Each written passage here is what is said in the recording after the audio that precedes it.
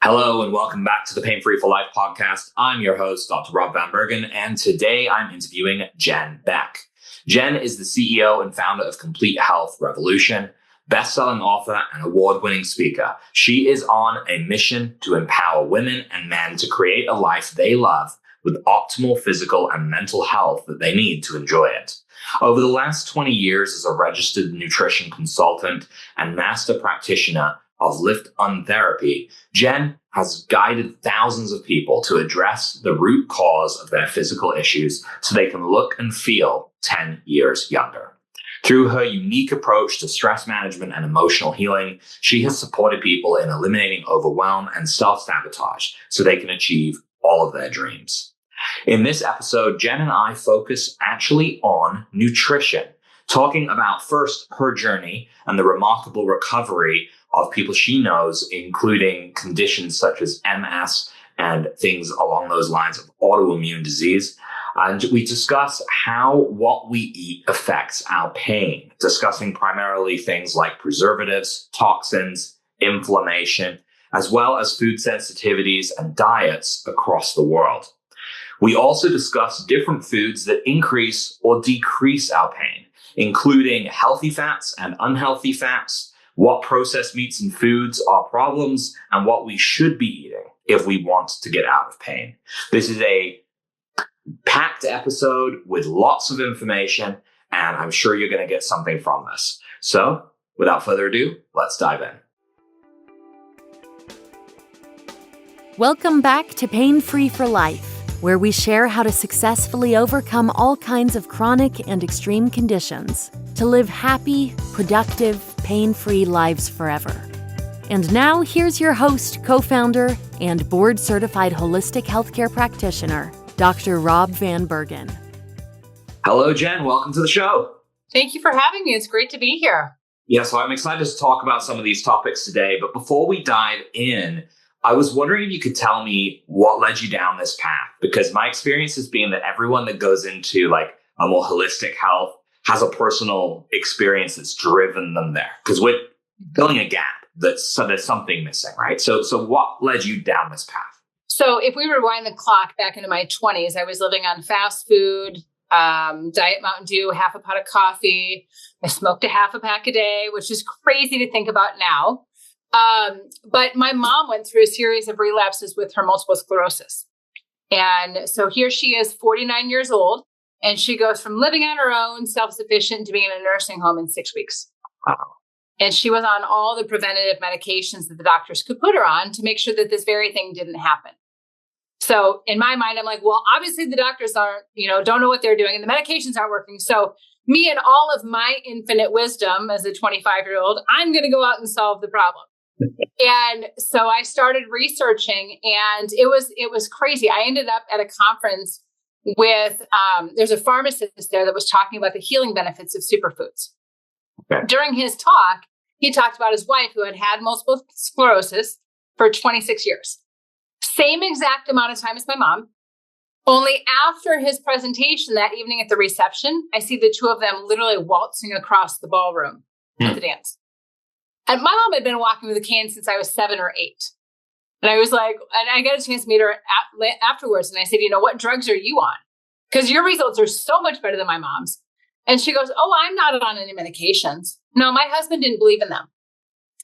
Your husband, the pharmacist, didn't believe in the medications. And I just remember standing there just awestruck. And I said, so what did you do? And she goes, I just built my body up with diet, supplements, and exercise. And then I started thinking about my mom's lifestyle, and I don't remember her ever exercising.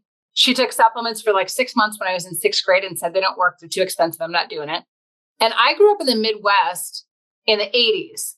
So like a good dinner, like a nourishing dinner was Salisbury steak out of the freezer, a can of green beans, a can of cream corn, instant potatoes, right? So like she did the best that she could raising 3 kids and working for my dad, but not really nutritionally dense meals. Right.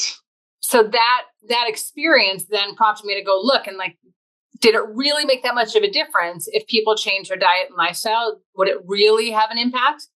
And the more research I did, the more I saw people reversing MS and heart disease and cancer and diabetes and fibromyalgia. And literally everything I thought was a life sentence once somebody got that diagnosis, people were changing it and reversing it and healing it by changing a diet and lifestyle. So that's why I went back to school for nutrition. And it's been, almost 24 years now that I've been helping people to reclaim their health or recharge their lives. And so for me, it's not just a career. It's really a tribute to my mom's journey. And it's really been a mission for me. If I could help one person prevent putting a parent in a nursing home prematurely, like my job would be accomplished, my mission would be accomplished. And I've been able to help hundreds and thousands of people do just that. Wow, I love that. You said a bunch of stuff now that really resonated with me. I'm the oldest of 5 siblings. So it's like looking at what my youngest, 21-year-old sister will eat and do and just consume rapidly. There's this sort of immortality of youth, right? Like we have that metabolism and that ability to pass things through, but it doesn't mean it won't necessarily catch up with you in the long run, right? And that's the tricky thing. You may not feel it now, but it's building up. And to hear that people are able to deal with something like multiple sclerosis, where the degenerative damage is something that we're always concerned about. Like, can you actually rebuild the myelin sheath, restore that functionality? That's huge as well. And one of the other points you made with these pharmacists, I've met so many pharmacists that really do avoid medications. I think when you study, right, when you go into this and you study all of these meds, you kind of start to unveil exactly what it is that is underneath. And they have to learn all the side effects that only maybe a few make it ever onto the bottle. So they know. And so, yeah, that's crazy. And that's great that you've been able to go down this path and help so many people. I agree with you 100%. If there's one person that can be helped, it makes it all worth it, right? Yeah. So when people are looking at food, I know this can differ all over the world based on preservatives and all the things that are in there, but how does this actually, on a functional level, affect our pain with what we are consuming? Because I think a lot of people are like, well, that's not connected, right? Like, how does that mean my hand hurts? So what would you break that down into? Yeah. And you bring up a great point with the preservatives, because it's one of those things where, the average grocery store, at least in America, I don't know about everywhere else in the world, but in America, the average grocery store has 40,000 items in it. Now, how many of those are actually real food, and how many of them are food-like substances? I grew up eating stuff like Velveeta cheese. Well, we can't even call it cheese now. It's a cheese-like product. It's a cheese food, right? And so we have all these frankenfoods that our bodies don't know how to deal with. And there's so many preservatives and genetically modified organisms. So they're like frankenfoods. Our body's like, oh, yay, food, sort of. I'll take as much as I can from what I've got, and then the rest of it we'll just kind of wrap in fat and stick it over here. But as we continue to store all these toxins, it drives more and more inflammation. That inflammation shows up as pain in our body. And a lot of times people think about inflammation as like, I bump my elbow and my elbow swells up and that's inflammation. I think it's become more and more commonplace that we have an awareness of inflammation is the silent killer. It really is. Think about it, if you bump your elbow, it swells up. Well, every cell in our body, if we're dealing with chronic inflammation, it's like every cell just got our elbow banged, right? So now we're swollen. We can't get toxins out of the cells. We can't get nutrients into the cells. And it creates this chronic level of pain. And the thing I have seen a lot, Dr. Rob, is that we have food sensitivities and we're not even aware of it, right? Because we take in so much toxicity in the foods that we eat, the herbicides, the pesticides, the frankenfoods, and foods that are just not ideal for our bodies. A lot of the work that I do, we look at our metabolic design and we look at food sensitivities. Because if we're not eating for our metabolic design, which is how much protein, fiber, and fat our body needs specifically, and which foods in those categories really give us fuel and which ones are actually slowing us down and sabotaging our energy. If we're not addressing that, then we're in imbalances. We may have high blood sugar, which then leads to insulin resistance, which leads to inflammation, which leads to more pain. right? So it's the catalyst. Food is the catalyst for a lot of the challenges that we experience, but we're not even aware of that because we feel so crummy all the time.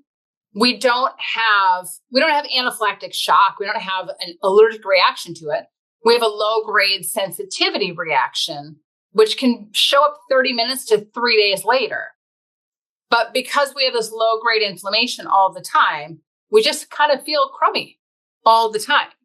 So we don't know what's working and what's not. We don't know what we're sensitive to or what foods are really right for our body. And if we don't have that awareness, like it's kind of like shooting in the dark. Who knows what we'll end up hitting if we'll get it right or not. Yeah. And I think that's really true as well, right? I mean, it becomes the normal for people to feel this discomfort and they wouldn't know different. People will say, yeah, I mean, I have diarrhea like almost every day, but you know what? It's always been that way, right? And it's subtly built up because of the foods they're eating. It's not normal. It's not normal. It shouldn't be, but it's where they're going with that. It's where the process goes. And, you mentioned food sensitivities and all the items in the grocery stores. And I mean, I've lived in the States, I've lived in Canada, I've lived in the UK. And I can tell like there's a distinct difference, but Canada is similar to the States. So many items, but there are a lot more banned chemicals here. And in the UK, the same oatmeal I used to eat as a kid has like 2 ingredients as the one here in the States, which is like 20 ingredients. It's stunning. And I do also see a huge difference with these food sensitivities. People in Europe, we grew up drinking milk when we didn't see dairy sensitivities in people.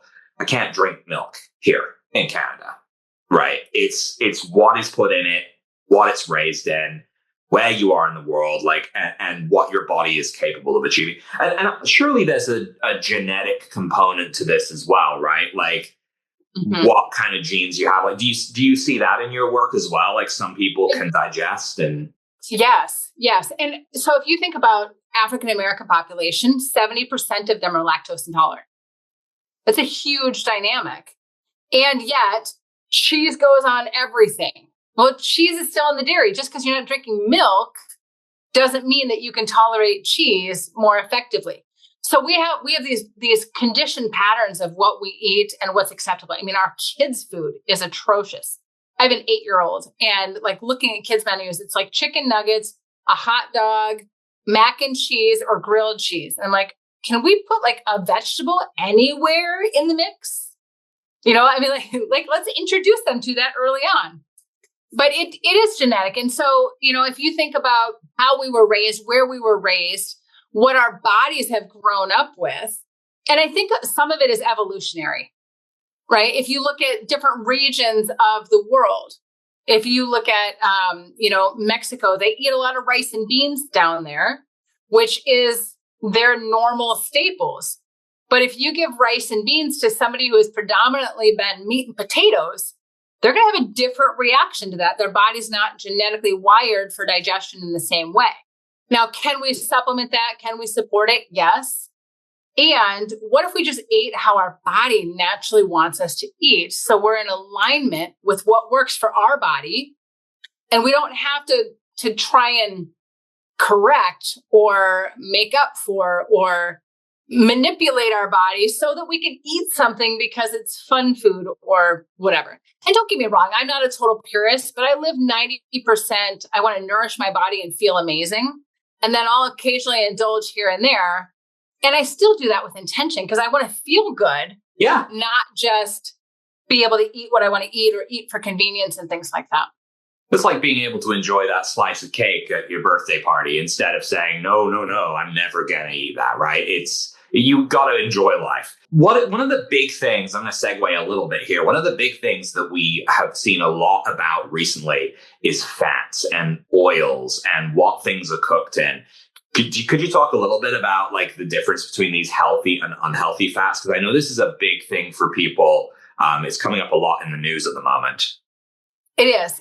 And it's also, so I have a really cheesy saying, but it kind of sticks with you, right? If it's from a tree, it's for me. If it's from a crop, let it drop. So if you think about the oils and the fats that grow on a tree are coconut, avocado, olive, right? Those are really nourishing. They're high in omega-3s. They've got good fat qualities to them. Something is from a crop, whether that's canola or rapeseed, it's actually called, right? Yes. But it wasn't really a good marketing word. So we'll just rename it to something else. Yeah. Or corn or soybean, I think are the three worst offenders because they're so genetically modified. They're heavily sprayed with Roundup and glyphosate. So those are kind of the three big ones is corn, canola, and soy to stay away from. But a lot of healthy foods are now using things like safflower and sunflower oils. Are they better for us than corn, soy, and canola? Marginally, but there's still a lot of omega-6s in there. And the omega-6 is more of when we have an imbalance of omega-3s to omega-6, like we're supposed to have this much omega-3 and this much omega-6. In the States, we have this much omega-6 and this much omega-3. Because omega-3 comes from, like I said, olive, coconut, avocados, salmon, like really good nourishing and nurturing foods that have a lot of omega-3s. But if we're leaning more towards the crops, and that's what we're feeding our cows, we're feeding our animals corn and soy, right, which are high in omega-6s. And that omega-6 drives inflammation when it's out of balance. So we need a little omega-6, but not the massive amounts that we have in the States. I see. So it really is like, what's our end goal? Do we want to nurture and nourish, or do we want to just eat something? Right.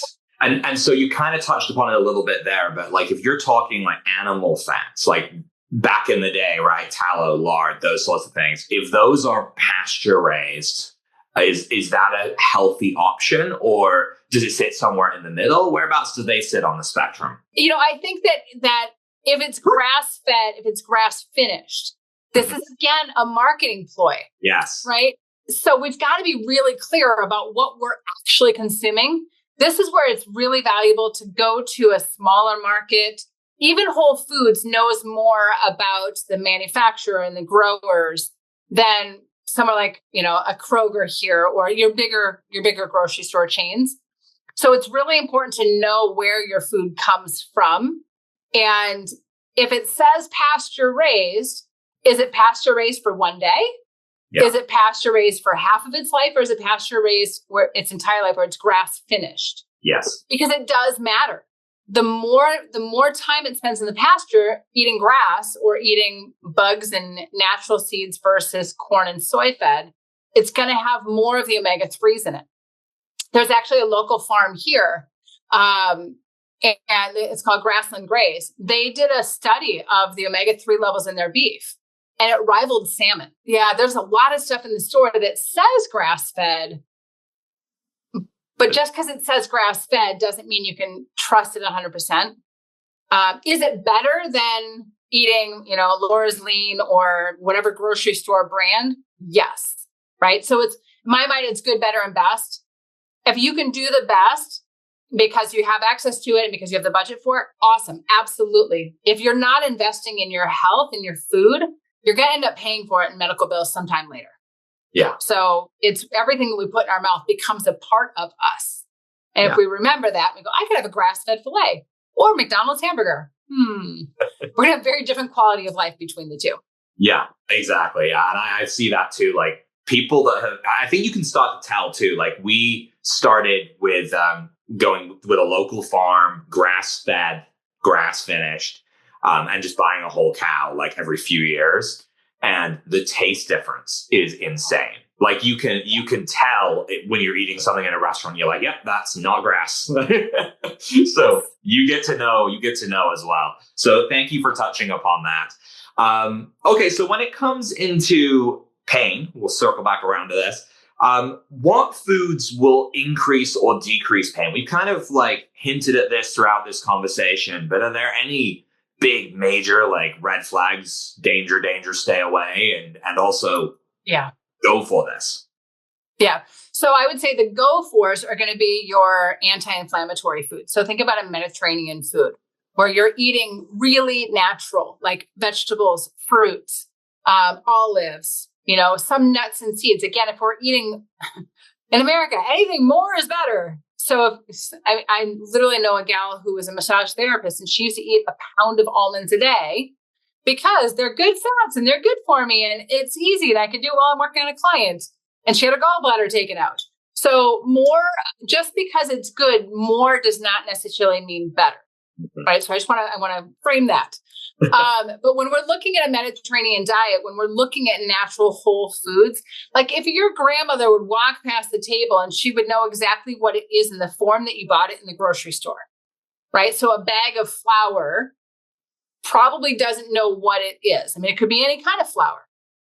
So looking at things that like in the closest form to the earth. So an orange versus orange juice versus Trop 50 versus the orange can of sludge stuff that you add water to, right? The closest you can get it to the earth, the more nourishment and nurturing there's going to be for your body. So that first and foremost. Healthy fats, omegas, salmon, olive oil, coconut, and avocado, right? And then the things to stay away from are a lot of the processed meats. So think about lunch meats, salami, that type of thing, sausage and bacon. They have chemicals added to them to cure them. Even the uncured stuff, is it better? Yes. Is it good? Occasionally. That's like, for me, bacon is an indulgence. I love it. I grew up on it. Do I eat it all the time now? No. So think about processed meats, processed foods in general, fast food. For, I would say, probably 90% of the population, most dairy is inflammatory, whether they feel it or not. Actually, there's an osteopathic doctor that is a good friend of mine, and chain of events. And I was getting together with him, and I had pain in my neck, and he's like, "Have you had any dairy recently?" And I'm like, "I don't eat a lot of dairy." He goes, "Yeah, but have you had any?" I said, "Well, I had a sprinkle, like not even a tablespoon of Parmesan, fresh grated on my salad the other night." And he's like, "Yep, there it is." And I'm not kidding you.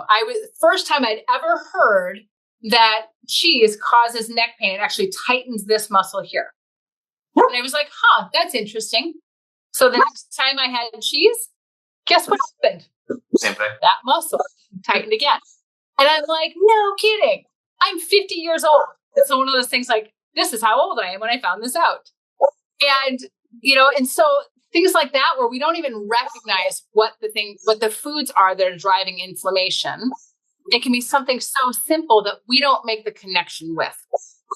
So dairy, processed foods, processed meats, fast food, soda, sugar, like those are some of the big ones. Gluten. And for some people, grains and even raw vegetables. Yeah. Because there's a natural pesticide that for many people who are dealing with autoimmune issues, it triggers their pain response. So it's really important to dial into what foods work for your body versus anybody else's. Yeah, I love that. And especially you touched on raw vegetables. I'll tell you, for years, that was my sensitivity. I would eat a raw vegetable. I'd get itchy throat. I'd actually get some more anaphylaxis. That the only way I've managed to get around it is growing my own. So some of it was like, is it truly organic? It says it's organic, but it's sitting next to the non-organic carrots in the store, like, is there some cross-contamination? So being able to identify, like, to that point, what is a sensitivity for you as an individual, right? And making sure you cut those out, even if it's perceived by a lot of people to be healthy. I'm going to hit you with another question here, because one of these diets that I see people, and I know you're not a big fan of fad diets. I've seen that in your work, and I'm not either. But one of these diets people are talking about more and more is this carnivore diet.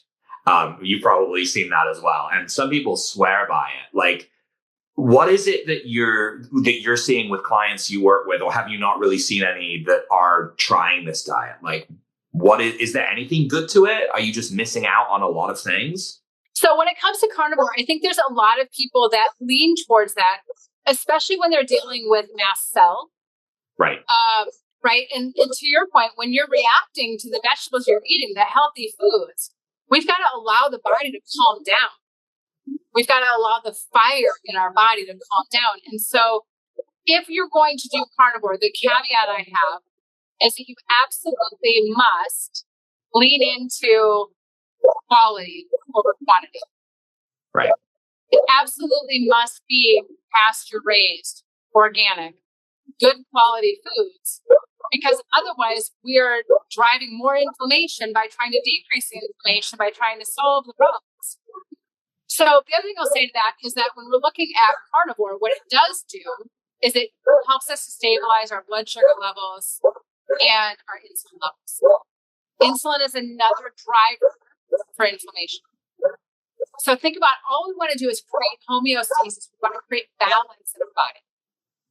And the more that we have an imbalance of insulin or inflammation, it's a natural direction to pain. It just translates into pain in our bodies. So with carnivore, I think it's because it gives the digestion a rest, because it gives the immune system a rest, because it helps to lower our insulin levels. All of those pieces go directly to helping us decrease pain. For some people, I won't say it's across the board, but it absolutely can support many people that are dealing with mast cell and autoimmune stuff to be able to try carnivore. Perfect. Yeah. And I guess it cuts. So that really boils down to the same thing you mentioned earlier, like that McDonald's burger patty is not going to do it. You can't just eat a bunch of those and say that you're eating healthy. You got to go with the good stuff to get all of those extra things that you are otherwise just drained out from completely, right? Yeah. Yeah. I mean, I think, talking about fad diets, going back to like Atkins, how many people lost a lot of weight on Atkins because all they were doing is eating meat and fats. Right. So they cut out the carbs, but the amount of people that lost their gallbladder as a result of Atkins, like fads in anything are, if for a purpose, are short term. Right. My belief is that if you can't sustain it long term, you're actually setting yourself up for a bigger backslide and more frustration down the road because you're not going to be able to sustain it. Right. That makes a lot of sense. Well, thank you so much, Jen, for joining us today. I'm sure our listeners are going to get a lot out of this. It's always nice to get an expert that can really speak to a lot of the things that they're hearing out there, right? So much confusion. So I appreciate it. Thank you. My pleasure. To our listeners, I'm going to include all of Jen's contact info in the show notes at painfreeforlife.com/podcast. Go ahead and check it out. Until next time, I'm Dr. Rob Vanbergen, and you're listening to Pain Free for Life.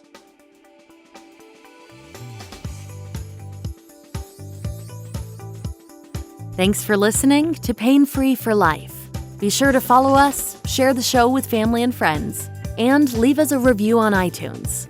Every time you share the show, you are helping someone take their life back from pain. Visit painfreeforlife.com for more resources, including our free guides to microcurrent, the Hache protocol and inflammation, as well as our blog and online community full of people just like you, successfully overcoming all kinds of chronic and extreme conditions to live happy, productive, pain-free lives forever. And stay tuned for the next episode of Pain Free for Life.